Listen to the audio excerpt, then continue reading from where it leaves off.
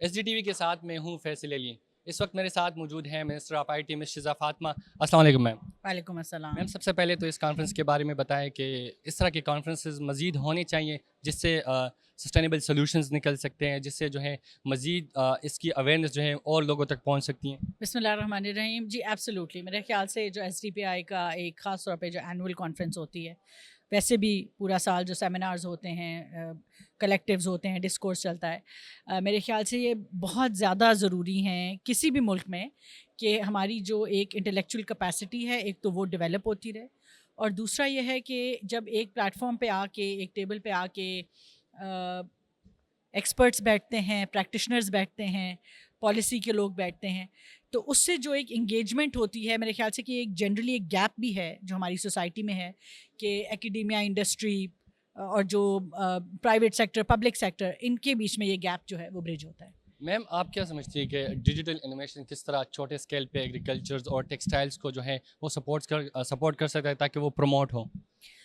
دیکھیں، جہاں تک ڈیجیٹل کی بات ہے تو آج زندگی کے ہر پہلو میں جو ہے وہ ایک آپ کہہ لیں ڈیجیٹل ریولوشن آ گئی ہے. آج ہمارا چھوٹا بچہ ہے، اس کے ہاتھ میں بھی آپ فون دیکھیں گے،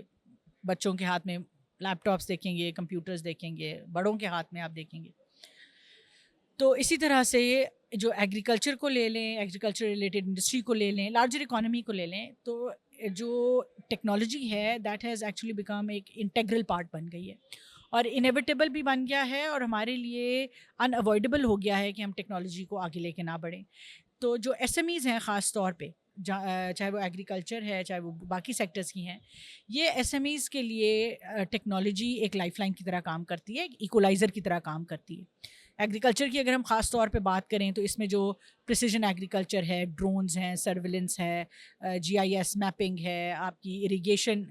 جو ہے، اس طرح سے اے آئی کا جو یوز ہے کہ آپ کی سوئل کی کیا کنڈیشن ہے، آپ کی کراپ کی کیا ہیلتھ ہے، وہ کس طرح سے کام کرنا ہے. اگر ہم نے ایکسپورٹ کرنا ہے، سپلائی چین کے بارے میں بات کرنی ہے، تو ہم نے بلاک چین کو کس طرح استعمال کرنا ہے. تو ٹیکنالوجیکل جو انٹروینشن ہے وہ بالکل انیویٹیبل ہو گئی ہے. میم لاسٹ کویشچن پوچھوں گا کہ کلائمیٹ منسٹری جو ہے اور اسپیشلی آئی ٹی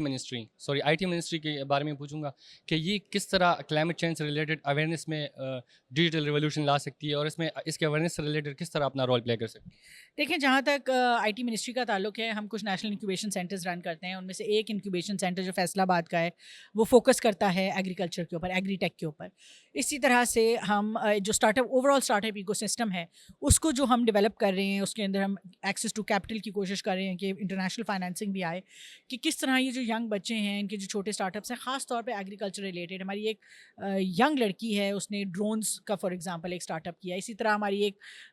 مجھے جی آئی کے کی ایک بچی ملی، اس نے آپ تصویر کھینچے سوائل کی تو اے آئی سے سوائل کنڈیشن بتا دیتی ہے. تو اس طرح کے جو اسٹارٹ اپس ہیں ان کو کس طرح انکریج کرنا ہے، ایگری ٹیک میں جو انوویشن ہے اس کو کس طرح انکریج کرنا ہے، اس کے اوپر کام ہو رہا ہے. اور اس کے ساتھ ساتھ جو ایک آنریبل پرائم منسٹر کا نیشنل ڈیجیٹائزیشن کا جو ایک ایفرٹ ہے، اس میں ہم نے ایگریکلچر کے کو کس طرح سے ڈفٹیل کر کے اس کا ایک آپ کہہ لیں کہ ڈیٹا ایکسچینج لیئر کا ایک ایگریکلچر کا جو سب اسٹیک ہے، اس سے کس طرح ہم نے فارمر کے بارے میں بہتر جاننا ہے، اس کے لیے ہم کس طرح بہتر پالیسی بنا سکتے ہیں، کس طرح گائیڈ لائنس دے سکتے ہیں. وہ تمام چیزیں جو ہیں